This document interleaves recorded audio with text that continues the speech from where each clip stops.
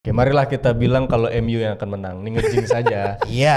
Biar hasilnya nggak Ya, sama. kalau bener, Iya, kalau kan? bener kan lumayan ketika yang lain banyak yang memprediksi Liverpool yang menang. Kita bilang kalau MU akan menang di match nanti. Iya. 2-1 MU menang, oke? Ya, sekarang beda tipis. Betul.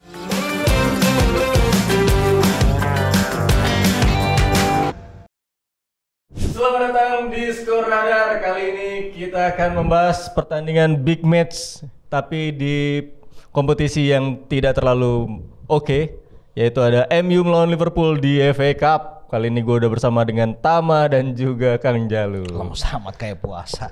Iya kayak puasa aja. Puasa ini. Puasa guys. Puasa gelar yang jelas. Puasa gelar. Udah 10 tahun. Kok 10 tahun? Mau 11. Oh, udah mau 11. Mau 11 tahun. Terakhir 2013. Iya. Ya, Liverpool juga dibantu Klopp kan setelah 30 tahun. Iya. 35 tahun nih setelah ini nih. Iya enggak apa-apa. Nggak apa-apa lah. Arsenal yang lama ntar. Tapi kita mau bahas dulu dari Liverpool nih. Kemarin bukan berhasil ya. Menahan imbang atau bermain imbang dengan Manchester City 1-1. Ya gue bilang berhasil lah karena Liverpool turun tidak dengan skuad utamanya mereka. Banyak pemain-pemain muda. Bahkan di pre-match banyak pandit-pandit bilang kalau ya City di atas kertas sudah menang gitu. Iya, tapi kan mainnya di atas Anfield. Tapi mainnya di atas Anfield. Tiba-tiba Bradley atau Kwanzaa menjadi bagus di belakang ya kan. Ya ini Pak, walaupun ini patut disyukuri lah karena kan udah diprediksi juga kayaknya Liverpool sulit untuk meraih kemenangan ya di kemarin. Tapi dengan hasil imbang ini sehingganya awal Ramadan ini fans Liverpool dan City memberikan kebahagiaan buat fans Arsenal. Iya. Itu kan iya, berbagi kebahagiaan di awal Ramadan tuh baik lah ya, terutama buat para Gunners kan seneng aja gitu kan. Walaupun poinnya sebenarnya sama ya. Walaupun tapi kan mereka main duluan lebih banyak kan. Kita City sama Liverpool bisa nyalip, tapi seenggaknya di awal Ramadan ini awal Ramadan yang baik buat fans Gunner lah. Itu menurut gue sih. Ya. Tapi kalau menurut lu ngelihat permainan kemarin lawan City gitu kan, apakah itu udah hasil maksimal? Apa lu itu di luar ekspektasi lu sebenarnya? Ya kalau masalah permainan ya kalau gua sih menilai ya Klopp dalam artian ya punya berbagai rumus lah. Kan kita tahu bahwa ketika melawan Chelsea di final Piala Liga pun kita tidak ada yang menyangka. Ya kemarin pun sebenarnya ketika melawan City ternyata formulasinya cukup berhasil dengan hasil imbang 1-1. Ya bisa dikatakan berhasil ya karena memang gua nggak pernah ekspektasi terlalu tinggi pada laga kali ini untuk bisa meraih 3 poin dari Liverpool seperti itu, Jap. Anggaplah ini udah di sebelum pertandingan kalkulasi loss lah gitu ya. Jadi ya kalkulasi ya udahlah emang. Gitu. Tapi kan lawan tim lain betul. Ya kalkulasi sih gitu. Pokoknya realistisnya memang seri dan itu menurut dengan seri aja udah puas lah gua menurut gua. Nah tapi kalau MU kan tidak puas nih waktu lawan City. Walaupun di babak pertama menang 1-0, unggul 1-0. Nah, mereka langsung meminta ke FA buat mengajukan banding kalau pertandingan bola itu satu babak aja gitu. Waktu itu. Gimana tuh? Waktu itu MU langsung ngajuin ke FA tuh minta kalau bisa sampai MU takul unggul selesai pertandingan. Tapi ternyata di babak kedua di comeback ya kan. Banyak yang bilang Haaland walaupun emang mati kutu di babak pertama gitu, tapi di babak kedua ya di akhir-akhir ketika MU-nya udah mulai lemes gitu. Nah, menurut lu di pertandingan lawan Liverpool nanti gitu ya, apakah kejadian seperti melawan Manchester City akan terulang? Bisa jadi. Bisa jadi. Cuma unggul doang tapi ya. Betul. Cuma unggul doang. Tapi habis itu di comeback sama Liverpool. Ya kita tahu Liverpool sudah apa ya?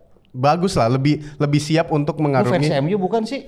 Ya, ini dulu, intro dulu. Liverpool tuh skuadnya lebih siap untuk mengarungi musim yang panjang. Kalau MU kan masih skuadnya masih timpang-timpang, masih pincang-pincang walaupun justru beberapa MU tuh siap untuk siap paling siap MU loh. Paling siap loh. Coba mana yang skuad mana yang mau diketawain? MU paling siap. Siap diketawain. Iya kan? Ya benar. Tapi justru kalau menurut gua dibandingkan Liverpool ya MU lebih baik justru. Benar. Karena Liverpool kan ditinggal banyak pemain senior, tapi nggak ada backup yang nggak ada backup. Gitu. Terus ada Piala Afrika juga kemarin. Nggak Piala Asia MU nggak ada. Keganggu. Cuma ini kan ada Onana Kang. Ya Allah seneng banget. Habis itu kan balik lagi. Udah minta dispensasi. Masalahnya kalau MU itu emang sih beberapa pemain udah ada yang balik dari cedera. Iya betul. Cuma dalam tanda kutip pemain-pemain yang balik cedera sebenarnya statusnya bisa dibilang kaki kaca, gampang cedera. Kalau misalkan dia main lagi dan lawannya Liverpool dan intensitas pertandingan pasti bakal tinggi, ada kemungkinan besar mereka bakal cedera lagi gitu loh. Tapi kan kemarin yang sempat momentum hilang itu adalah Højlund. Lagi momentumnya lagi naik tiba-tiba cedera. Nah, kemungkinan di match lawan Liverpool dia akan main nih. Udah mulai ikut latihan sama Wan-Bissaka juga. Nah, menurut lu dengan hadirnya Højlund gitu ketika momentum dia sebenarnya lagi naik terus kepotong dengan cedera itu apakah bisa nyetel lagi gitu dengan cepat bisa balik lagi atau enggak menurut Semoga aja bisa nyetel karena ya kita tahulah dia untuk menyesuaikan diri dari awal musim untuk dapat gol pertamanya aja kan panjang banget gitu loh prosesnya. Dan habis itu lagi pada saat on fire kemudian dapat jeda cedera. Ya semoga aja bisa lebih cepat nyetel aja. Yang gue lupa juga dia adalah pemain MU Mason Mount udah balik lagi latihan. Gue lupa kalau Mason Mount tuh pemain MU sekarang. Ada. The new number 7 loh padahal. Tapi nggak kelihatan. Awal musim ada sih pas pramusim ya. Pas pramusim. Iya kan gue bilang pas pramusim ada.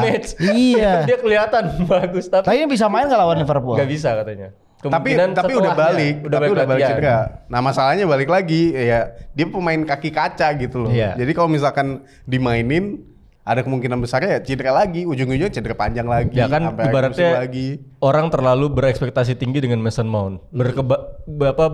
Berbeda dengan Wataru Endo yang punya ekspektasi rendah ketika didatangkan nama Klopp gitu. Tapi ternyata di beberapa pertandingan terakhir justru dia nih unsung hero-nya. Iya. Menurut kuncinya menurut lu emang pemain ini sebenarnya jago atau emang lagi hoki aja, lagi trennya aja. Mungkin gue pakai ucapannya Bambang Pamungkas ke Bustomi ya. Kan posisinya sama nih Endo sama Bustomi ya. Bustomi itu nggak punya kelebihan, tapi nggak punya kekurangan juga. Nah kebetulan dalam artian ini berarti Endo itu ada di posisi yang pas ketika Liverpool membutuhkan seorang gelandang tengah dengan kapabilitas seperti Endo ya setelah ditinggal Hendo ya kan namanya ganti Hendo hilangin H ke Endo ya tipis lah ya. Berarti sama fungsinya ya berarti dia bisa menjawab kepergian Hendo di skuad Liverpool saat ini. Ya gue juga memang dibandingkan Szoboszlai ekspektasi gua ke Endo ini tidak terlalu tinggi. Ini siapa sih pemain kayak telur gini kan Endo kan 30 tahun lagi ya. Udah 30 tahun. Ketiga juga kemarin kan. Caicedo sama Lavia kan. Iya, tapi ternyata Endo justru bisa menjawab kepercayaan publik dan akhirnya menjadi unsung hero di Liverpool musim ini yang menurut gua perannya sangat vital lah ketika ditinggal Fabinho dan Henderson. Szoboszlai Endo ini menjadi salah satu kekuatan Liverpool saat mengarungi musim 2023-2024. Nah kemarin juga pemain-pemain muda Liverpool banyak dikasih kesempatan lagi nih Kang, kayak Kwanzaa, terus juga ada Bradley itu gantiin TAA. Bradley Cooper tuh jago jago acting. Elliot juga main cukup oke lah menurut gua. Nah berarti apakah memang pemain-pemain muda ini yang akan sebagai legacy lah sama Klopp gitu sebelum dia cabut dia bakalan ngorbitin pemain-pemain muda ini dan menurut lu siapa sih pemain muda yang mungkin akan bisa bersinar kayak TAA lah. Sejauh ini mungkin dari akademi atau dari itu cuma TAA gitu yang iya TAA terus kemudian kan migrasinya ke Curtis Jones ya yang kan belum terlalu ya. Yang gua harapin sih memang Harvey Elliott satu lagi sih tinggal ini pemain ini serba bisa aja ya. Kalau masalah soal legacy bisa jadi nih Klopp ingin meninggalkan bahwa Liverpool dulu terkenal dengan bootroom, terkenal dengan akademinya yang banyak menghasilkan pemain dan kali ini dia membuktikan bahwa beberapa nama itu bisa mengorbit tapi ketika pertandingan melawan Manchester United bisa jadi mereka beberapa di antara mereka dikasih kepercayaan tapi gue yakin nggak semua karena ini Piala ada dua hal dalam pertandingan akhir pekan ini. Pertama ini adalah Piala FA. Siapapun di Piala FA ini kan namanya juga giant killer turnamen ya. Segala potensi masih ada. Yang kedua adalah lawannya Manchester United. Kenapa? Dan di Old Trafford. Kenapa ini gua garis bawahi? Kali terakhir Liverpool meraih kemenangan atas Manchester United di Piala FA di Old Trafford itu terjadi 103 tahun lalu 1921 ya kita abaikan main road segala macam yang pernah dimainkan ya. Ini ketika melawan MU di Old Trafford. Kali terakhir Liverpool menang tahun 1921. Kita ingat pas masa pandemi Liverpool juga sedang bagus, MU juga lagi bagus ya zamannya Ole. Bagaimana ketika saat itu Bruno Fernandes menjadi penentu ketika di bulan Januari babak 3 atau babak 4 ya Tam ya. Liverpool kalah dramatis dari Manchester United dan sejarah Liverpool lawan MU di Piala FA ini kurang baik juga Jap. Dalam 5 pertandingan terakhir Liverpool kalah 3 kali, 2 kali menang. 2 kali menang itu terjadinya di Anfield. Dan ini mungkin Tama dari sisi teknis merasa kurang optimistis. Justru gua pesimistis dari sisi non teknisnya Tam. Karena bagaimanapun tadi gue bilang ini Piala FA. Dan dalam ketika statusnya Northwest Derby, segala hal handicap dari sisi skill pemain itu bisa diatasi dengan determinasi dan mentalitas. Apalagi ini bertanding di Theater of Dream seperti itu sih Jap. Gimana Tam? Dengan sisi non teknisnya bisa dong, pede dong dikit dong, ya nggak? Ya. Pede sih. Kalau sebagai fans pede. Cuma balik lagi kalau misalkan ngelihat statistik Piala FA terakhir menang 102 tahun lalu segala macem, ya kalau aku sih ngelihatnya performa MU dan Liverpool saat ini gitu. Ya Liverpool saat ini di musim ini kalau di kompetisi sebelah di Liga Inggris itu kan kontender juara kan, mereka bersaing secara ketat untuk memperebutkan juara. Sedangkan kalau MU tuh masih susah payah untuk menjaga konsistensi performa mereka. Di awal tahun selalu menang gitu kan. Cuma habis itu kepleset sekali langsung goyah gitu loh. Jadi kalau ngelihat statistik secara 102 tahun lalu segala macam, ya itu bagus buat MU. Diuntungkan karena memang belum pernah menang di Piala FA juga Liverpool lawan MU. Cuma kalau aku sih ngelihatnya ya akhir-akhir ini aja, statistik yang deket aja, Liverpool ini diunggulkan di segala lini. Kalau menurutku diunggulkan lah.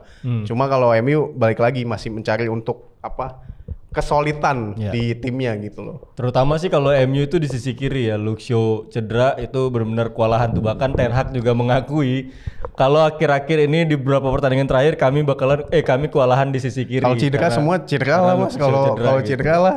Iya, makanya. Emang cadangannya Luke Shaw siapa? Nggak ada.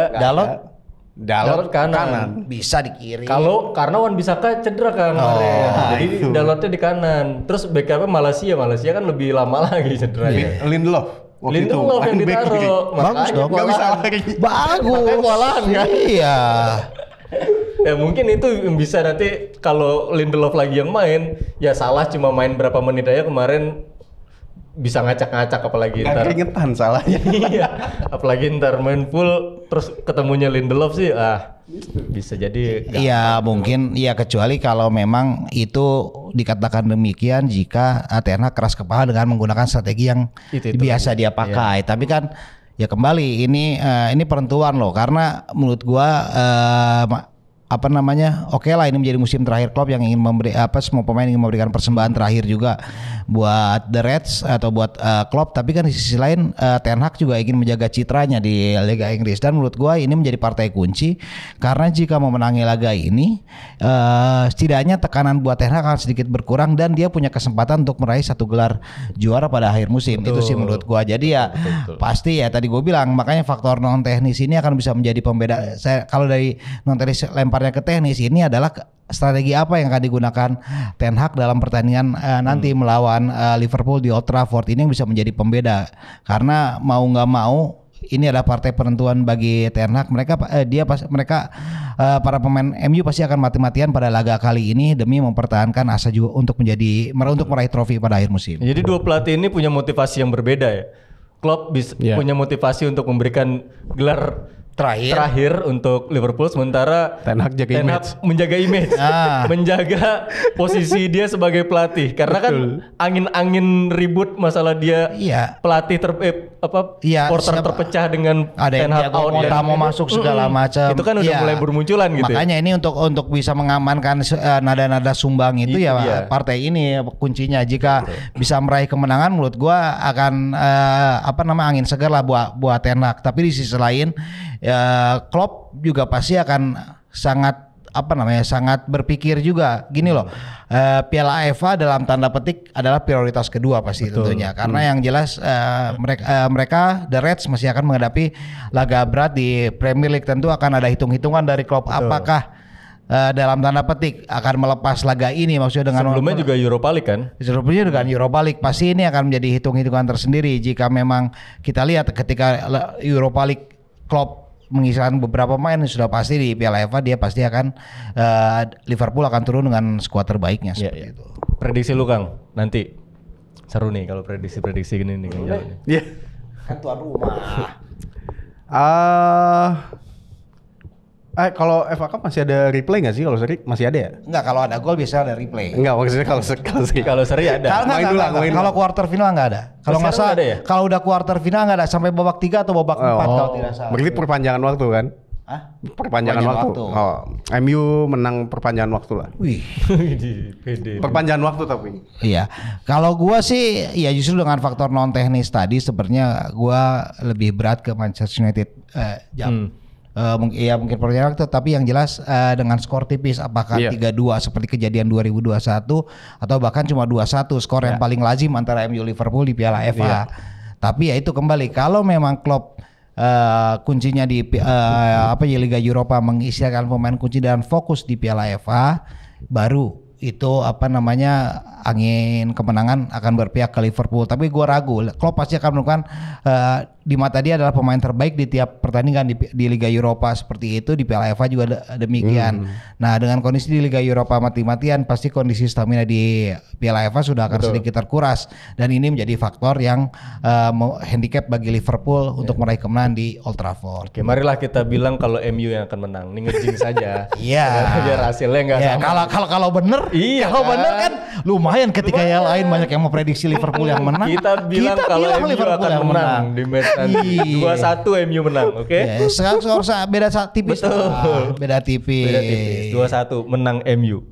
Ya kalaupun bener alhamdulillah. Iya, kalaupun salah ya kita matching saja. Ya, enggak. Kalau konten kita ada konten kita. Kalau salah kan itu udah sebuah keniscayaan. Iya, orang fansnya aja nggak yakin menang. Soalnya semangatnya beda. Iya, yang satu jaim sama-sama pengen jaga image, pelatih juga pengen jaga image. Iya, kalau yang Liverpool kan udah lepas semua.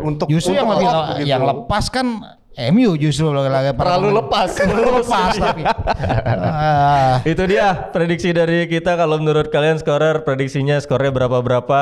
Kalau kita sepakat bertiga MU menang 2-1. Oh lu sepakat juga lu? Sepakat gua. Lu 2-1 sepakat biar 1-0. 1-0 dia. Tapi perpanjangan waktu ya. Aduh males banget. Dalam perpanjangan waktu cuma 1-0 ya udah. Capek ditungguin. Disiarin enggak? Disiarin enggak? Enggak tahu disiarin enggak? Disiarin. Piala FA disiarin apa? Disiarin lah. Hah? Disiarin ya adalah pokoknya kalau disiarin ya alhamdulillah, kalau nggak disiarin pun ya tinggal nonton live score aja lah. Betul. Kalau perpanjangan waktu mah capek banget. Kayak Arsenal tadi subuh. Jadi pas sahur, selesai sahur masih main. Masih parah. Gue udah mau subuh. Akhirnya gue ketiduran pas tendangan adu penalti. Ya udahlah, itu dia prediksi dari kita. Gue Fazardul pamit, Kang Jalu dan juga Tama pamit, sampai ketemu di episode selanjutnya. Selamat berpuasa. Bye bye.